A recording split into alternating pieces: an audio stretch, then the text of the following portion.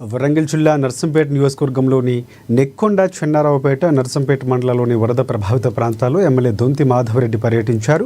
నియోజకవర్గంలోని పలు ప్రాంతాల్లో పంటలు, ఆస్తి నష్టం జరగడంతో బాధితులు కలిసి భరోసా కల్పించారు. పంట నష్టం అంచనా వేసి ప్రభుత్వానికి నివేదిక అందజేయాలని అధికారులను ఆదేశించినట్లు తెలిపారు.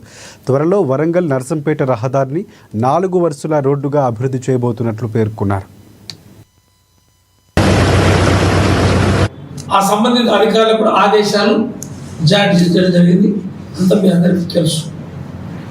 అయితే ఏదైతే వరి పంటతో పాటు మిగిలినవి కూడా కొంత పత్తి, తర్వాత మిర్చి, ఇతర పంటలు ఏమవుతున్నాయో వాటిని కూడా నష్టపోయినవి కూడా ఏదైతే ఆ యొక్క విస్తీర్ణాన్ని అంచనా వేసి పూర్తి స్థాయిలో సమగ్రంగా ప్రభుత్వానికి నివేదించమని చెప్పి ఆ సంబంధిత అధికారులందరూ కూడా సూచించడం జరిగింది.